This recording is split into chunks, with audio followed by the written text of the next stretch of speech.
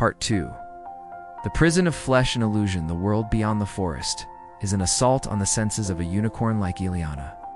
The air, once a perfumed veil, was now a rough mixture of dust, soot, and the sour, sweet smell of human crowds. The sounds were no longer the harmonious whisper of wind and water, but a strident cacophony of rough voices, the grating of wagon wheels, and the distant barking of dogs.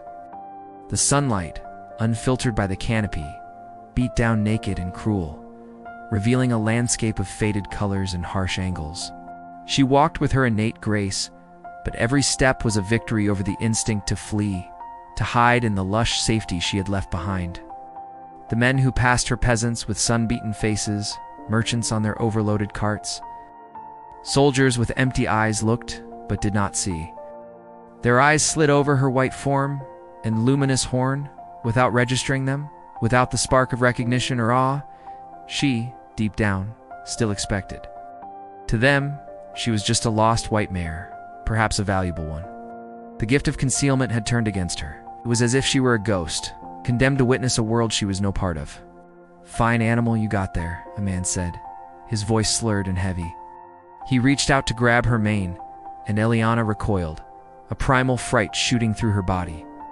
His touch was warm, damp and possessive, so different from the respectful touch of the forest spirits. "Who do you belong to? A pretty thing like you?" He grumbled, lurching forward again. Panic, a new and overwhelming emotion, bubbled up inside her. Ileana spun on her heels and galloped, not toward anything, but away. Her hooves clattered on the cobblestones, an exposed and vulnerable sound. She ran until her breath burned in her lungs, and twilight began to settle, finding refuge at the edge of a sparse woodlot. It was there that the men from the caravan found her. They weren't hunters, but something that seemed to her just as predatory. A band of tired faces, in colorful but dirty clothes, surrounding wagons covered with worn canvas. "Well, hello there, little one. Hello, dearie." One of them, a short, muscular man named Rock, approached with a rope. "Come on now, good girl. Nice animal. I'll get you a halter, clean you up. You'll be the prettiest mare of all." Ileana stood motionless, allowing him to loop the rope around her neck. A spark of hope remained that at any moment, someone would look and see the truth. But that hope died when Rock pulled on the rope and said, "Come on, horse." Horse. The word hit her like a physical blow. Mare, me, a horse. The indignation was so intense, it paralyzed her for a moment. "Is that what he calls me? Is that what you see?" She struggled, pulling on the rope with a strength that surprised the man. "Whoa, now, steady, good girl," he yelled, his eyes wide with surprise. "What a beauty you are," he said, catching his breath, a calculating light in his eyes. "I'll feed you and take you to the fair. Come on, horse." "A horse? Is that what I am?" "A horse, of course." The reality of her situation crashed down on her. The men weren't just blind. They were active in their blindness, forcing the world to fit their limited expectations. They saw what they wanted to see, and no truth, however radiant, could penetrate that barrier. Caged in a wagon, Ileana watched the world pass by like a tapestry of sorrow. She saw impoverished villages, clear-cut forests, and muddy rivers. She remembered Corbin's words, "This world is not for you." For the first time, she understood what he meant. It wasn't a curse. It was a statement of fact. This was a world of possession, of use, of ends. And she, a creature of being in eternity, had no place in it. The fair was a nightmare of garish colors and deafening noise. The smell of greasy food, sweat, and animal waste was oppressive. They led her to a pen where other animals awaited their fate with resigned eyes. It was then that she saw it. Crudely painted sign with crooked letters, advertised, "Mama Fortuna's Horrors. See the serpent of Midgard? Witness the man-eating manticore. Behold the world's last unicorn."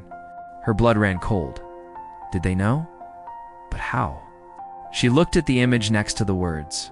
It was a silly caricature of a white horse with a gold horn strapped to its forehead with a leather band. Relief and anger mixed within her. They knew nothing. They were fabricating a lie and using it as bait. The truth was so incomprehensible to them they had to reduce it to a sham.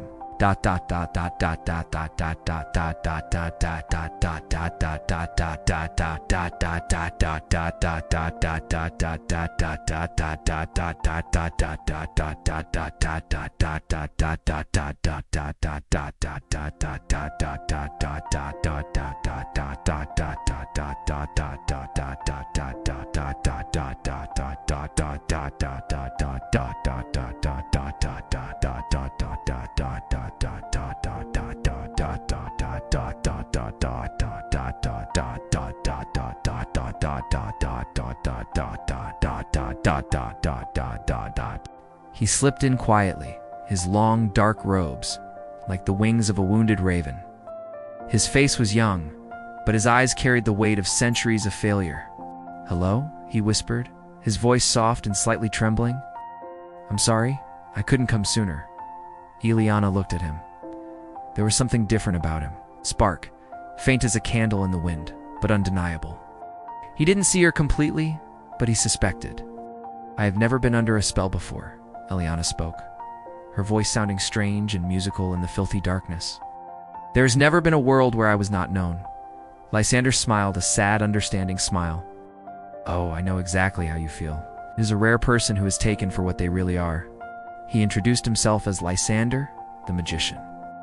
He told her of his endless quest for true magic, of being a failure, a laughingstock for crowds that mocked his shoddy tricks. He was real, he insisted, just like her, and he would help her. His first attempt to free her was a pathetic disaster. Dramatic shouts and gestures, words that sounded impressive, but produced nothing but weak sparks and a smell of burnt sulfur. The cage remained intact. "I told you, Mama Fortuna doesn't think so," he said, his voice heavy with shame. "She sees me as a fraud, a charlatan." "Try again," Ileana pleaded, feeling time slipping through her fingers. Every moment in this place, making her more unrecognizable to herself.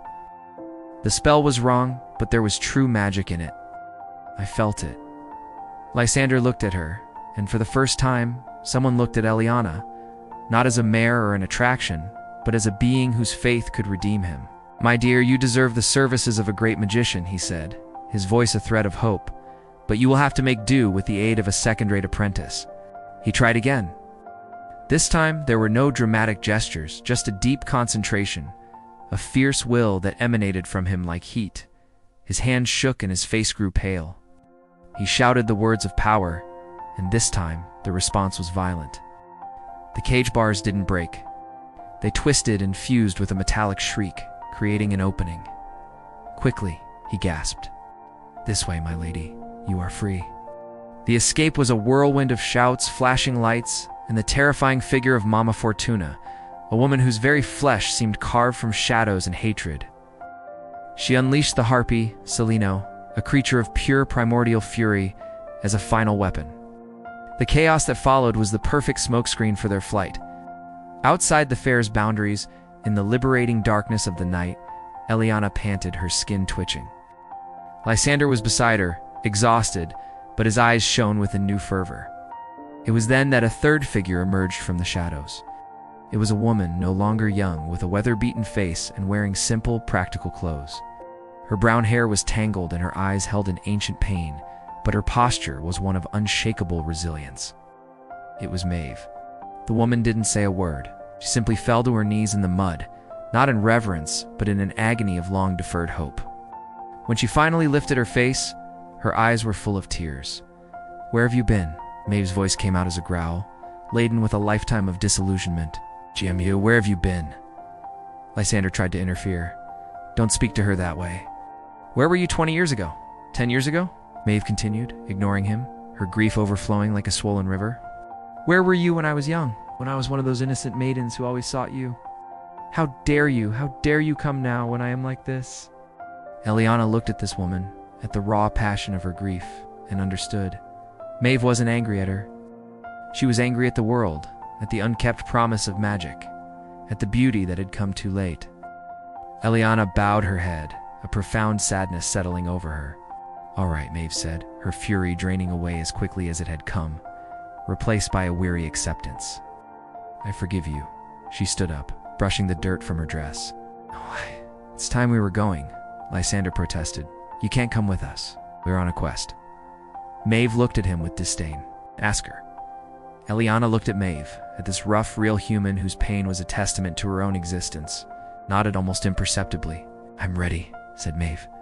And so, the unlikely trio set off, the immortal unicorn, the failed magician, and the woman whose faith had been restored at the last possible moment. The quest for answers continued, but the group now carried its own secrets and sorrows. The journey led them through increasingly arid landscapes toward the domains of King Morvan. It was during this trek that the threat of the Red Bull, until then a legend, materialized. They saw it in the distance first, a smoldering red stain against the gray hills, moving with an implacable determination that was not of an animal, but of a force of nature. The ground trembled with its passing. It was larger than any bull, its hide the color of dried blood, and its eyes blazed with an insane inner fire. It didn't sniff the air, it seemed to know. And it knew of Eliana. The confrontation was inevitable. It found them in a rocky gorge, blocking the only way out. Its bellow was not a sound, but a wave of pure hatred that made the stones shudder. It charged, not toward Lysander or Maeve, but straight for Eliana, its single, undeniable target. Lysander tried everything. Spells of illusion, paralysis, enchantments, even tricks of smoke and mirrors. The Red Bull plowed through them as if they weren't there. His magic, still nascent and undisciplined, was like throwing pebbles at an avalanche. Do something, Maeve screamed, holding on to a cornered Eliana. He doesn't want to kill her, Lysander shouted back, his voice shrill with panic. He is driving her as he drove the others to the castle, to King Morvan. Eliana felt the heat of the beast's body, the smell of ashes and fury. She knew Lysander was right. There was a purpose to this pursuit, a cruel logic. To be herded into Morvan's collection was a fate worse than death. Please, Maeve begged Lysander. Please do something. What can I do? He despaired, his empty hands trembling. You think the Red Bull will be amused by card tricks? It was then, looking at the terror in Eliana's eyes, that the spark within Lysander finally found its fuel. Magic wasn't about words or gestures. It was about need. It was about love and desperation. If I could, I would turn you into another creature, he said, his voice suddenly calm and clear as if repeating a long-forgotten truth, something too humble for the Red Bull. But that requires a true magician, with true magic, and I can pretend no longer. But do it, Maeve insisted, her eyes locked on his. You have magic. You may not be able to find it, but it's there. You summoned Robin Hood, and there is no Robin Hood. You have all the power you need. If you dare to look for it, in that moment, Lysander stopped trying to be a magician and simply became one. His posture changed. The hesitation vanished, replaced by a quiet authority. He raised his hands, not to the sky, but toward Eliana, and the words that came from his mouth were not a shout, but a solemn declaration. Magic, magic, have thy will. There was no explosion of light, no trumpet sound. There was a silence, deep and absolute, as if the world itself were holding its breath. The air shimmered around Eliana like water. She felt a terrifying sense of uprooting, as if every particle of her being were being unmade and remade. The immortal form she had known since the first day dissolved like smoke. The pain wasn't physical. It was existential, the rending of the very soul. When the silence dissipated, the Red Bull stopped, snorted, confused. It looked at the figure that now stood where the unicorn had been, sniffed the air, searching for the trail of pure magic that had been its target. It found nothing. With a frustrated bellow, it turned and lumbered away, its mission apparently complete, for what it sought no longer existed. Maeve and Lysander looked at the ground to where Eliana had been. There, now, stood a young woman. She was incredibly beautiful, with hair as white as the unicorn's mane and eyes the color of the twilight sky. She was dressed in simple clothes that seemed woven from the mist itself. She was Lady Amalthea. She looked at her hands, human hands, with long fingers and nails, and a cry of horror and denial escaped her lips. What have you done to me? Her voice was a ragged whisper laden with unspeakable panic. Oh no, oh please no, I am a unicorn. I am a unicorn. She fell to her knees, touching her own face, her own arms, as if expecting to find the truth beneath the false skin. Look, I couldn't think of anything else to do to save you, Lysander explained, his voice full of a mixture of triumph and remorse. What have you done to me? She repeated, and now tears were streaming down her face. Human tears, warm and salty. I would rather you had let the bull take me. I would rather you had left me with the harpy. Lysander tried to console her, explaining it was temporary, that it was the only way. But Amalthea couldn't hear him. She could only feel the prison of this new body, the way it weighed down her spirit. How her senses were muted, how human emotions bombarded her like a storm fear, shame, despair, and a deep, bony sadness that was worse than any physical pain. I can feel this body dying all around me, she whispered, clutching herself. Maeve turned to Lysander, her eyes full of anger and concern. You fool, do you hear me? We've lost her. We've put her in a human body. She'll go mad. Lysander, however, seemed transformed. The power he had summoned still clung to him. I can bring her back. Don't worry, I can bring her back. But as he spoke, Amalthea looked toward the horizon in the direction of Morven's castle. The mission was still there. The others were still captive. But now, the greatest struggle was no longer against a bull of fire or a mad king.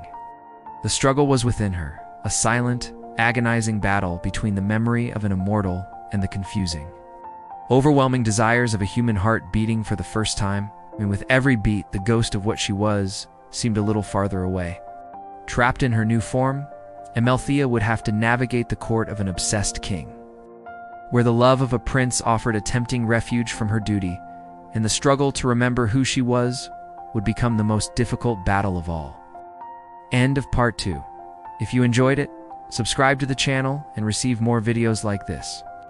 Thank you very much.